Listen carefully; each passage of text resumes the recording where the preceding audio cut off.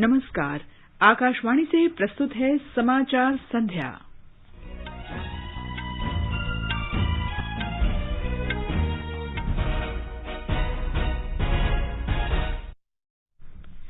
प्रधानमंत्री नरेंद्र मोदी ने कृषि के क्षेत्र में ऐतिहासिक सुधारों की प्रशंसा की।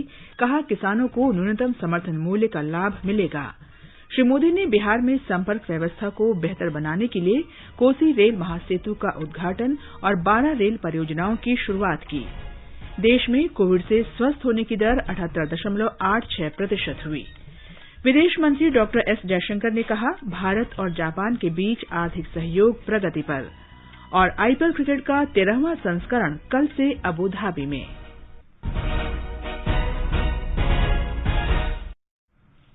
समाचार संध्या में प्रियंका अरोड़ा के साथ मैं कनकलता। प्रधानमंत्री नरेंद्र मोदी ने कृषि क्षेत्र में ऐतिहासिक सुधारों की प्रशंसा की है। उन्होंने कहा कि किसानों के लिए न्यूनतम समर्थन मूल्य की व्यवस्था जारी रखी जाएगी। उन्होंने कहा कि कृषि सुधार विधेयक से किसानों को सही मायने में बिचौलियों और अन्य बाधाओं से मुक्ति मिलेगी। श्री मोदी ने इस बात पर जोर दिया कि इस कानून से देश के किसान अधिकार संपन्न बनेंगे और किसानों को नई टेक्नोलॉजी का फायदा मिलना सुनिश्चित किया जा सकेगा। उन्होंने कहा कि कई ताकतें नए कानून के बारे में किसानों को भ्रमित करने की कोशिशों में लगी हैं। प्रधानमंत्री ने कहा कि इस कानून से किसानों को और ताकत मिलेगी और उनके सामने कई विकल्प खुल जाएंगे। हमारी सरकार किसानों को एमएसपी के माध्यम से उचित मूल्य दिलाने के लिए प्रतिबद्ध है। पहले भी थे, आज भी हैं, आगे भी रहेंगे। सरकारी खरीद भी पहले की तरह जारी रहेगी। कोई भी व्यक्ति अपना उत्पादन जो भी वो पैदा करता है दुनिया में कहीं भी बेच सकता है, लेकिन एकमात्र केवल मेरे किसान भाई बहनों को इन अधिकारों से वंचित रखा गया, मजबूर किया गया। अब नए प्रावधान लागू होने के कारण किसान अपनी फसल वो देश के किसी भी बाजार में अपनी मनचाही कीमत पर बेच सकेगा। प्रधानमंत्री ने बिहार में कोसी रेल महासेतु को आज वीडियो कॉन्फ्रेंसिंग के जरिए राष्ट्र को समर्पित किया। उन्होंने राज्यवासियों की सुविधा के लिए 12 रेल परियोजनाओं की शुरुआत की। करीब 2 किलोमीटर लंबा कोसी महासेतु 516 करोड़ रुपए की लागत से बनकर तैयार हुआ है। इस अवसर पर प्रधानमंत्री ने कहा कि इस रेल पुल के बनने से नया इतिहास रचा गया है। इससे नॉर्थ ईस्ट के साथियों के लिए एक वैकल्पिक रेल मार्ग भी उपलब्ध हो जाए। कोसी और मिथिला क्षेत्र के लिए ये महासेतु सुविधा का साधन तो है ही, ये इस पूरे क्षेत्र में व्यापार, कारोबार, उद्योग, रोजगार को भी बढ़ावा देने वाला है। प्रधानमंत्री ने कहा कि ये पुल मिथिला और कोसी क्षेत्र को जोड़ता है। इसके बनने से निर्मली और सरायगढ़ के बीच की दूरी 298 किलोमीटर से घटकर 22 किलोमीटर हो गई है। ये पुल भारत नेपाल सीमा के पास होने के कारण सामरिक दृष्टि से भी महत्वपूर्ण है। इससे इस क्षेत्र के लोगों के लिए कोलकाता, दिल्ली और मुंबई जैसे शहरों की यात्रा करना आसान हो गया है। प्रधानमंत्री ने कहा कि कोसी रेल महासेतु के बन जाने से इस क्षेत्र के लोगों का 86 साल पुराना सपना साकार हुआ है। कोसी महासेतु की एक विशेषता ये भी है कि इसका निर्माण कार्य कोविड महामारी के दौरान पूरा किया गया है। प्रधानमंत्री ने कहा कि बिहार में 90% रेल लाइनों का विद्युतीकरण हो चुका है। उन्होंने राज्य में रेलवे के विकास की धीमी रफ्तार के लिए पिछली यूपीए सरकार को जिम्मेदार ठहराया। इस अवसर पर बिहार के मुख्यमंत्री नीतीश कुमार ने कहा कि कोसी रेल महासेतु के लोकार्पण से पूर्व प्रधानमंत्री अटल बिहारी वाजपेयी का सपना साकार हुआ है। उन्होंने पुल के शीघ्र निर्माण के लिए प्रधानमंत्री मोदी के प्रति आभार व्यक्त किया। रेल मंत्री पीयूष गोयल ने कहा कि महासेतु का निर्माण पूरा होने से बिहार के स्वर्णिम इतिहास में एक नया अध्याय जुड़ गया है। केंद्रीय गृह राज्य मंत्री नित्यानंद राय ने कहा कि भारत प्रधानमंत्री मोदी के नेतृत्व में विकास के मार्ग पर अग्रसर है। प्रधानमंत्री ने सुपौल रेलवे स्टेशन से सहरसा आदमपुर कुपाहा सेक्शन के बीच एक डेमू ट्रेन को भी रवाना किया। प्रधानमंत्री द्वारा आज बिहार में जिन 12 अन्य परियोजनाओं का उद्घाटन किया गया, उनमें 2 नई रेल लाइन, 5 विद्युतीकरण परियोजनाएं, 1 बिजली इंजन शेड और बाढ़ तथा बख्तियारपुर के बीच तीसरी रेल लाइन बिछाने की परियोजनाएं शामिल हैं। इसके अलावा 2 नई रेल लाइनों हाजीपुर घोसवार वैशाली खंड और इस्लामपुर नटेसर और Karnauti Bakhtiyarpur bypass rail line परियोजनाएं भी इसमें शामिल हैं। रेल विद्युतीकरण परियोजनाओं में मुजफ्फरपुर सीतामढ़ी सेक्शन, कटिहार, न्यू जलपाईगुड़ी, समस्तीपुर खगड़िया, भागलपुर शिवनारायणपुर और समस्तीपुर जयनगर सेक्शन शामिल हैं। गृह मंत्री अमित शाह ने कृषि से जुड़े 2 विधेयक पारित होने का स्वागत करते हुए कहा है कि भारत को अपने परिश्रमी किसानों पर गर्व है, जो राष्ट्र के समृद्धि और संपदा सृजन को आगे बढ़ाते हैं। उन्होंने ट्वीट कर कहा कि एनडीए सरकार द्वारा कृषि सुधार के लिए लाए गए विधेयक किसानों के जीवन में एक सकारात्मक बदलाव लाएंगे और उन्हें आत्मनिर्भर बनाएंगे। कृषि मंत्रालय ने कहा है कि खरीफ फसल के लिए बुआई के क्षेत्रफल में प्रगति संतोषजनक रही है। मंत्रालय ने एक वक्तव्य में कहा कि खरीफ फसल की कुल बुआई 1,113 लाख हेक्टेयर से अधिक क्षेत्रफल में की गई है, जबकि पिछले वर्ष की इसी अवधि में यह आंकड़ा 1,053 लाख हेक्टेयर था। इस तरह देश भर में कुल बुआई के क्षेत्र में पिछले वर्ष के मुकाबले 5.71% की वृद्धि हुई है। ये समाचार हमारी वेबसाइट newsonair.com/hindi और हमारे mobile app news on AIR पर भी उपलब्ध हैं। सामान पैक कर दिया है, अपना ख्याल रखिएगा। और आप यहाँ परिवार का, माँ को अस्पताल लेके जाना है। और पैसे? अरे मैं ही तो जा रहा हूँ शहर। माँ का आयुष्मान भारत कार्ड तो यहीं छोड़े जा रहा हूँ ना। तो इससे यहाँ भी मुफ्त इलाज मिलेगा? यही तो खूबी है इस योजना की। मन की बात में प्रधानमंत्री जी ने भी तो बताया था। लो तुम भी सुन लो। आयुष्मान भारत योजना के साथ एक बहुत बड़ी विशेषता पोर्टेबिलिटी की सुविधा भी है। पोर्टेबिलिटी ने देश को एकता के रंग में रंगने में भी मदद की है। यानी बिहार का कोई गरीब अगर चाहे तो उसे कर्नाटका में भी वही सुविधा मिलेगी जो उसे अपने राज्य में मिलती है। भारत सरकार की आयुष्मान भारत पीएम जय योजना दे रही है देश के 50 करोड़ से अधिक लोगों को प्रति वर्ष रुपए 5 लाख तक का मुफ्त इलाज। योजना के तहत लाभार्थियों के लिए कोविड-19 की जांच और इलाज मुफ्त है। 14555 पर कॉल कर योजना में अपना नाम जानिए और ई कार्ड बनवाने के लिए नजदीकी सीएससी केंद्र या सूचीबद्ध सरकारी या प्राइवेट अस्पताल जाएं। आयुष्मान भारत की छांव शहर हो या गांव। All India Radio presents World News. News and views from across the globe. What happened? What is up next? The newsmakers and the highlights of the day. Every day at 10:20 p.m. in the night. On 100.1 FM, All India Radio.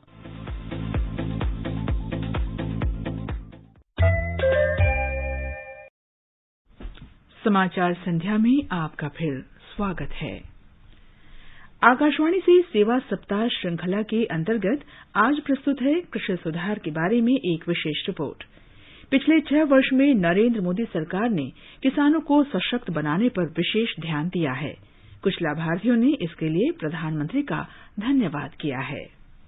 हर 4 महीने में 2-2 हजार रुपये जो लागू करके भेज रहे हैं किसानों के सुविधा के लिए, इसके लिए मैं नरेंद्र मोदी जी को बहुत बहुत नमन करता हूँ। मैंने उज्ज्वला गैस नहीं रहे, अब गैस दिलक। उकर से बहुत किसान के टाइम से खाना बनाते है। उकर बादे में अपन छुआ पुत्र के स्कूल भेजत हैं। मोदी जी ने हमारा भारत के लिए बहुत कुछ किया है। हमारा देश को आगे बढ़ाने के लिए बहुत अच्छा काम कर रहा है। देश में कोविड रोगियों के स्वस्थ होने की दर 78.86% हो गई है। पिछले 24 घंटों के दौरान एक ही दिन में 87,472 से अधिक मरीज स्वस्थ हुए हैं। स्वास्थ्य मंत्रालय ने बताया है कि अब तक 41,12,000 से अधिक लोग ठीक हो चुके हैं। स्वस्थ होने वालों की संख्या में लगातार बढ़ोतरी हो रही है और वर्तमान में कोविड मरीजों की संख्या कुल संक्रमित लोगों की संख्या का केवल 19.52% रह गई है। इस समय 10,17,000 मरीजों का इलाज चल रहा है। पिछले 24 घंटों के दौरान 1,174 लोगों की इस संक्रमण से मौत हुई है। मृतकों का कुल आंकड़ा 84,372 पर पहुंच गया है। भारतीय आयुर्विज्ञान अनुसंधान परिषद के अनुसार पिछले 24 घंटों के दौरान 10,06,000 से अधिक कोविड नमूनों की जांच की गई। देश में अब तक 6 करोड़ 15 लाख से अधिक नमूनों की जांच की जा चुकी है। कोविड-19 महामारी के करीब 30 संभावित टीके उद्योग और अनुसंधान संस्थानों में विकास के विभिन्न चरणों में हैं। केंद्रीय स्वास्थ्य मंत्री डॉक्टर हर्षवर्धन ने आज लोकसभा में एक लिखित उत्तर में बताया कि ये टीके नैदानिक परीक्षण से पूर्व के और उसके बाद के चरणों में हैं। इनमें से 3 टीके प्रथम, द्वितीय और तृतीय चरण के परीक्षण के दौर में पहुंच चुके हैं, जबकि 4 अन्य अग्रिम चरण में हैं। उन्होंने कहा कि टीकों से जुड़े अनुसंधान संस्थानों के विकास, नैदानिक परीक्षण सुविधाओं की स्थापना और विनियामक दिशा निर्देशों को अधिसूचित करने के लिए भी सरकार की ओर से मदद दी जा रही है। केंद्रीय औषधि मानक नियंत्रण संगठन सीडीएससीओ ने कहा है कि वैक्सीन सहित नई दवाओं के विपणन, परीक्षण या अनुमति देने संबंधी दिशा निर्देशों को नई दवाओं और नैदानिक परीक्षणों के नियम 2019 के अंतर्गत निर्धारित किया गया है। स्वास्थ्य राज्य मंत्री अश्विनी कुमार चौबे ने लोकसभा में एक लिखित उत्तर में कहा कि सीडीएससीओ ने भारत में 7 निर्माताओं को कोविड-19 वैक्सीन के निर्माण के लिए प्री क्लिनिकल जांच, परीक्षण और विश्लेषण के लिए जांच लाइसेंस की अनुमति दी है। देश में इस वर्ष मार्च तक पीपीई किट का निर्माण नहीं होता था, लेकिन सरकार के प्रोत्साहन से अब 1100 से अधिक स्वदेशी निर्माता पीपीई किट का निर्माण कर रहे हैं। इनमें से अधिकांश सूक्ष्म, लघु और मध्यम यानी एमएसएमई क्षेत्र से हैं। कपड़ा मंत्री स्मृति ईरानी ने लोकसभा में एक लिखित उत्तर में कहा कि मई 2020 के मध्य तक कोविड-19 के लिए पीपीई किट की उत्पादन क्षमता प्रतिदिन 5 लाख के शिखर को छू गई थी। होम्योपैथी केंद्रीय परिषद संशोधन विधेयक 2020 और भारतीय चिकित्सा केंद्रीय परिषद संशोधन विधेयक 2020 राज्यसभा ने पारित कर दिया है। होम्योपैथी केंद्रीय परिषद संशोधन विधेयक होम्योपैथी केंद्रीय परिषद अधिनियम 1973 का संशोधित रूप है। इस अधिनियम में केंद्रीय होम्योपैथी परिषद की व्यवस्था की गई है, जो होम्योपैथिक शिक्षा और प्रैक्टिस का नियमन करेगी। ये विधेयक अप्रैल में जारी होम्योपैथी केंद्रीय परिषद संशोधन अध्यादेश का स्थान लेगा। इसके तहत केंद्रीय परिषद की अवधि 2 साल से बढ़ाकर 3 साल करने के लिए 1973 के कानून में संशोधन किया गया है। जम्मू कश्मीर के जम्मू जिले में हाल में कोविड के नए मामलों की संख्या में बढ़ोतरी को देखते हुए केंद्र ने एक उच्च स्तरीय केंद्रीय दल वहां भेजने का फैसला किया है। स्वास्थ्य मंत्रालय ने कहा है कि ये दल जम्मू के जिलाधिकारी और प्रदेश के स्वास्थ्य विभाग के अधिकारियों के साथ बातचीत करेगा। हिमाचल प्रदेश सरकार ने कुछ शर्तों के साथ राज्य में सोमवार से 9वीं से 12वीं कक्षा के लिए स्कूल खोलने का फैसला किया है। ये निर्णय आज शाम मुख्यमंत्री जयराम ठाकुर की अध्यक्षता में हुई राज्य मंत्रिमंडल की बैठक में लिया गया।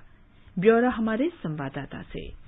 प्रदेश मंत्रिमंडल ने 9वीं से 12वीं कक्षा तक के कंटेनमेंट जोन के बाहर स्थित के स्कूलों को सोमवार से खोलने का निर्णय लिया है। ये सभी स्कूल केंद्रीय गृह मंत्रालय के दिशा निर्देशों के तहत सावधानी रखते हुए खोले जाएंगे। इन स्कूलों में उपस्थित होने से पहले छात्रों को अपने अभिभावकों से लिखित अनुमति लेना अनिवार्य होगा। सभी स्कूलों में टीचिंग और नॉन टीचिंग स्टाफ की उपस्थिति 50% से फिलहाल अधिक नहीं होगी। इस बीच आज कोरोना के 10 रोगियों की प्रदेश के अलग अलग हिस्सों में मृत्यु हो गई। इससे कोरोना से हुई मौतों का आंकड़ा बढ़कर 106 तक जा पहुंचा। संजीव सुंदरियाल, आकाशवाणी समाचार, शिमला। ये समाचार हमारी वेबसाइट newsonair.com/hindi और हमारे mobile app news on AIR पर भी उपलब्ध हैं। सामान पैक कर दिया है, अपना ख्याल रखिएगा। और आप यहाँ परिवार का माँ को अस्पताल लेके जाना है। और पैसे? अरे मैं ही तो जा रहा हूँ शहर। माँ का आयुष्मान भारत कार्ड तो यहीं छोड़े जा रहा हूँ ना। तो इससे यहाँ भी मुफ्त इलाज मिलेगा? यही तो खूबी है इस योजना की। मन की बात में प्रधानमंत्री जी ने भी तो बताया था। लो तुम भी सुन लो। आयुष्मान भारत योजना के साथ एक बहुत बड़ी विशेषता पोर्टेबिलिटी की सुविधा भी है। पोर्टेबिलिटी ने देश को एकता के रंग में रंगने में भी मदद की है। यानी बिहार का कोई गरीब अगर चाहे तो उसे कर्नाटका में भी वही सुविधा मिलेगी जो उसे अपने राज्य में मिलती है। भारत सरकार की आयुष्मान भारत पीएम जय योजना दे रही है देश के 50 करोड़ से अधिक लोगों को प्रति वर्ष रुपए 5 लाख तक का मुफ्त इलाज। योजना के तहत लाभार्थियों के लिए कोविड-19 की जांच और इलाज मुफ्त है। 14555 पर कॉल कर योजना में अपना नाम जानिए और ई कार्ड बनवाने के लिए नजदीकी सीएससी केंद्र या सूचीबद्ध सरकारी या प्राइवेट अस्पताल जाएं। आयुष्मान भारत की छांव शहर हो या गांव। ये आकाशवाणी है। विदेश मंत्री डॉक्टर एस जयशंकर ने कहा है कि भारत और जापान के आर्थिक सहयोग में बढ़ोतरी स्पष्ट दिखाई दे रही है। नई दिल्ली में भारतीय वाणिज्यिक और उद्योग मंडल परिसंघ फिक्की द्वारा भारत जापान रिपोर्ट जारी करने के अवसर पर डॉ जयशंकर ने कहा कि जापान से प्रत्यक्ष विदेशी निवेश में बढ़ोतरी हुई है और भारत में जापानी कंपनियों की संख्या भी बढ़ी है। विदेश मंत्री ने कहा कि जापान अकेला देश है जिसके साथ भारत वार्षिक शिखर सम्मेलन और दोनों देश अपने दो मंत्रालयों की साझा वार्ताएं भी आयोजित करते हैं। It's a very practical manifestation of our ability and intent of working together, and I'm very confident that it would both be a big plus for the evolution of the Indo-Pacific vision of both countries, as well as adding to the stability and security of Asia. IPL cricket प्रतियोगिता कल से संयुक्त अरब अमारात में शुरू हो रही है।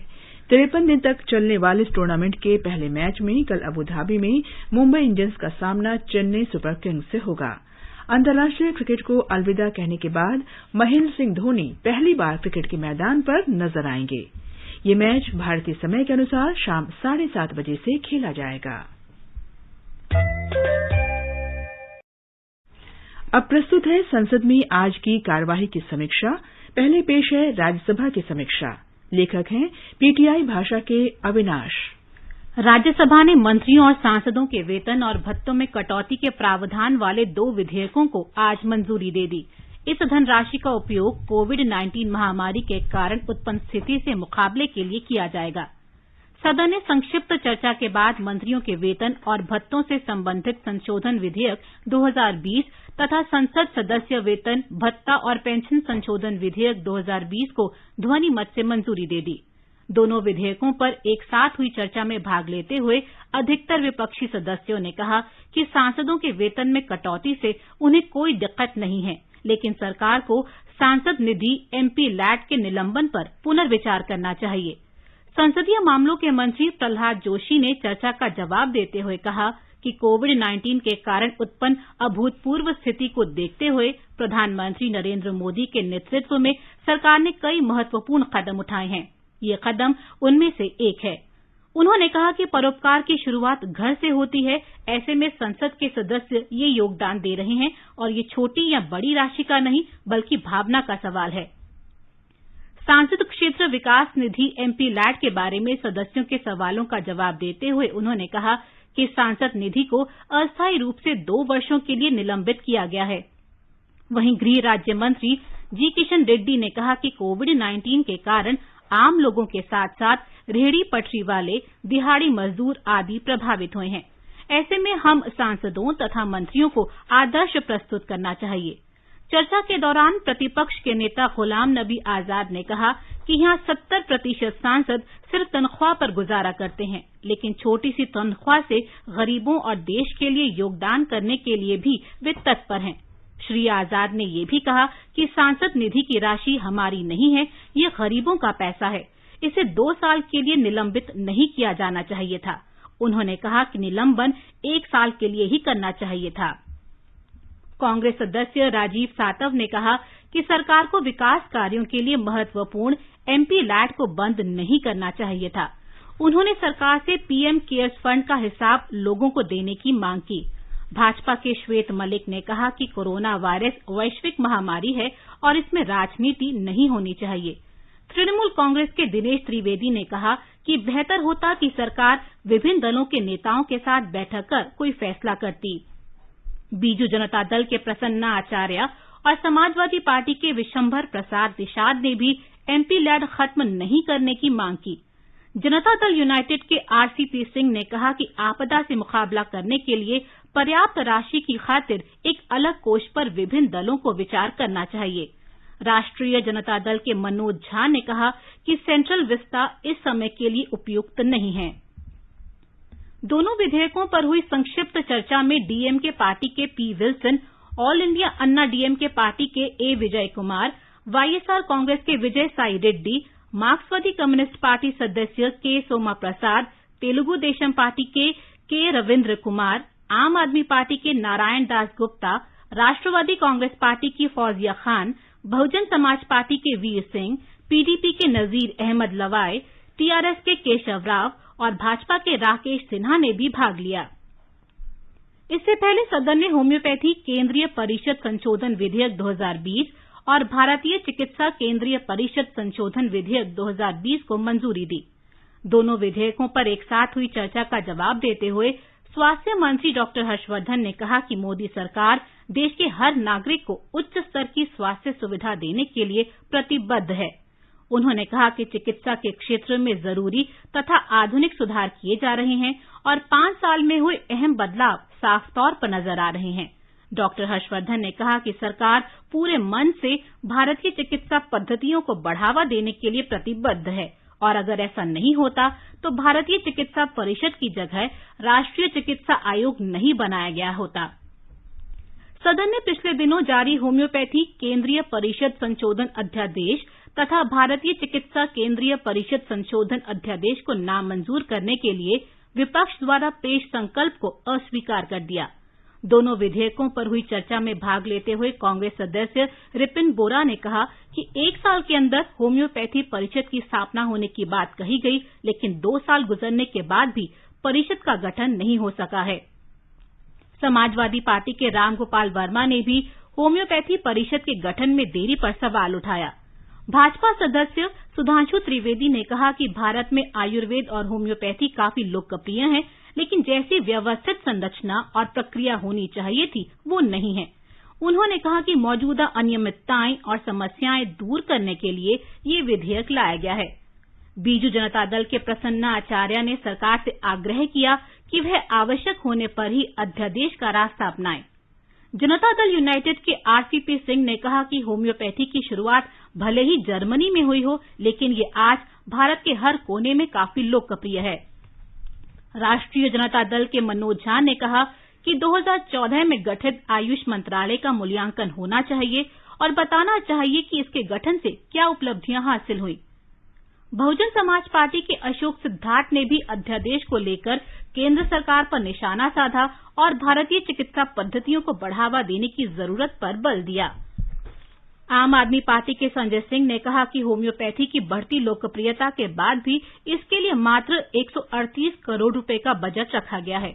भाजपा के विकास महात्मे ने कहा कि 1970 और 1973 के कानूनों में कुछ कमियां थीं और उसे दूर करने का प्रयास किया गया है। चर्चा में भारतीय कम्युनिस्ट पार्टी के बिनोय विश्वम ने भी हिस्सा लिया। इससे पहले शून्यकाल में सदस्यों ने लोक महत्व के विषय के अंतर्गत विभिन्न मुद्दे उठाए। कांग्रेस के शमशेर सिंह ढुल्लो ने पंजाब में कथित अवैध शराब फैक्ट्रियों पर रोक लगाने की मांग करते हुए कहा कि उन्हें मिल रहा संरक्षण बंद किया जाना चाहिए। बीजू जनता दल के मुजीबुल्लाह खान ने कहा कि पिछले 40 साल से ओडिशा में अल्पसंख्यकों की आबादी मात्र 2 से 3% ही बताई जा रही है। उन्होंने कहा कि ऐसा कैसे हो सकता है, जरूर इसमें कहीं कुछ चूक हो रही है या कोई समस्या है जिसे दूर किया जाना चाहिए। राष्ट्रवादी कांग्रेस पार्टी की फौजिया खान ने भूमि अधिकार के रिकॉर्ड को डिजिटल तरीके से तैयार करने की मांग की। डीएमके सदस्य तिरुचि शिवा ने आरक्षण और स्थानीय स्तर पर बढ़ती बेरोजगारी का, जबकि मार्क्सवादी कम्युनिस्ट पार्टी के इलामाराम करीम ने भविष्य निधि पेंशन योजना से जुड़े मुद्दे उठाए।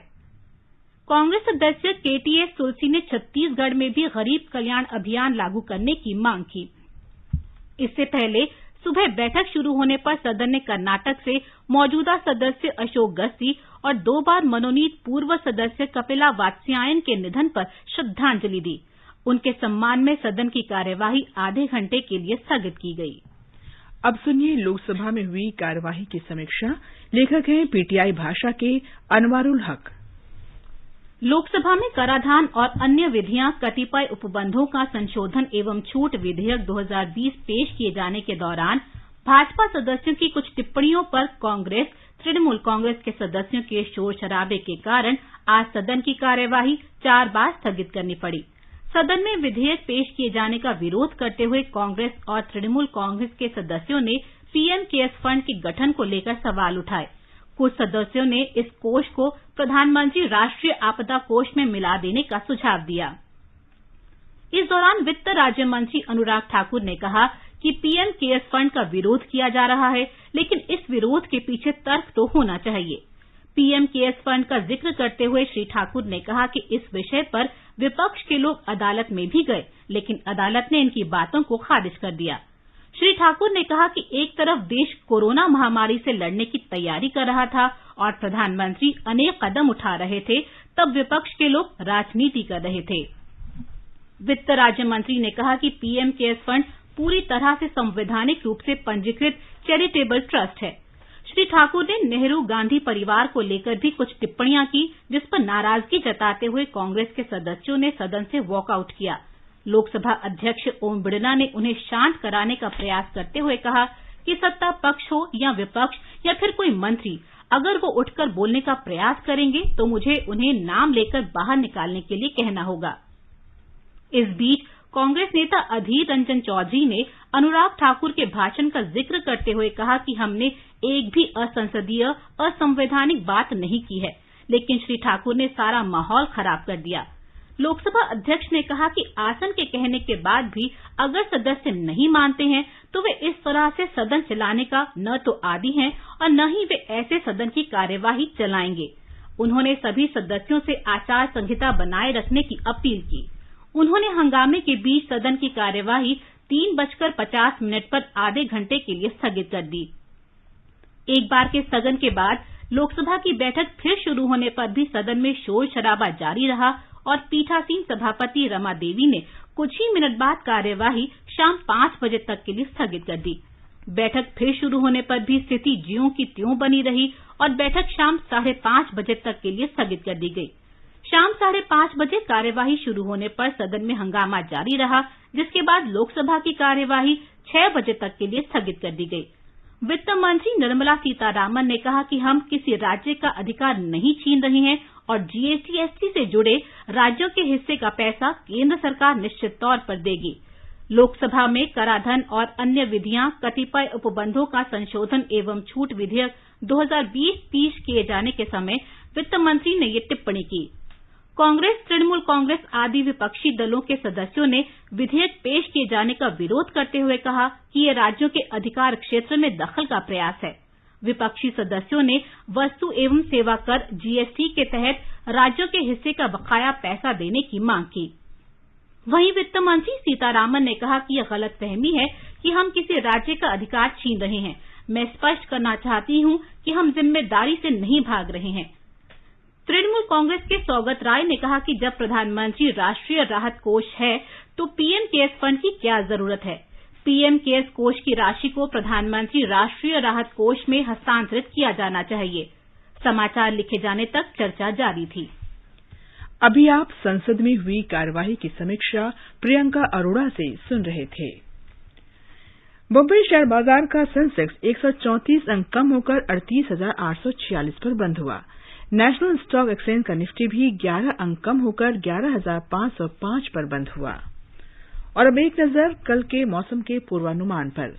राष्ट्रीय राजधानी दिल्ली में आंशिक रूप से बादल छाए रहेंगे, हल्की वर्षा या बूंदाबांदी हो सकती है।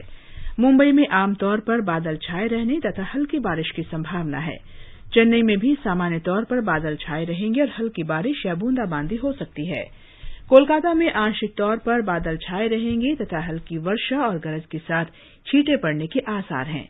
तापमान 27 और 33 डिग्री सेल्सियस के बीच रहने का अनुमान है।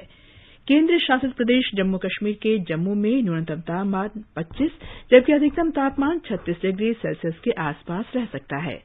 श्रीनगर में न्यूनतम तापमान 12 जबकि अधिकतम 30 डिग्री सेल्सियस तक रह सकता है। यहां भी आमतौर पर आसमान साफ रहेगा। गिलगित में तापमान 15 से 31 डिग्री सेल्सियस के बीच रहेगा। आमतौर पर आसमान साफ होगा। मुजफ्फराबाद में भी सामान्य तौर पर आसमान साफ रहेगा। दोपहर बाद बादल छाए रहने की संभावना है। तापमान 18 और 36 डिग्री सेल्सियस के बीच रहने का अनुमान है। अंत में मुख्य समाचार एक बार फिर। प्रधानमंत्री नरेंद्र मोदी ने कृषि के क्षेत्र में ऐतिहासिक सुधारों की प्रशंसा की। कहा, किसानों के लिए न्यूनतम समर्थन मूल्य प्रणाली जारी रहेगी। श्री मोदी ने बिहार में संपर्क व्यवस्था को बेहतर बनाने के लिए कोसी रेल महासेतु का उद्घाटन और 12 रेल परियोजनाओं की शुरूआत की। देश में कोविड से स्वस्थ होने की दर 78.86% हुई। विदेश मंत्री डॉ एस जयशंकर ने कहा, भारत और जापान के बीच आर्थिक सहयोग प्रगति पर। और आईपीएल क्रिकेट का 13वां संस्करण कल से अबू धाबी में। इसके साथ ही समाचार संध्या का ये अंक समाप्त हुआ। नमस्कार।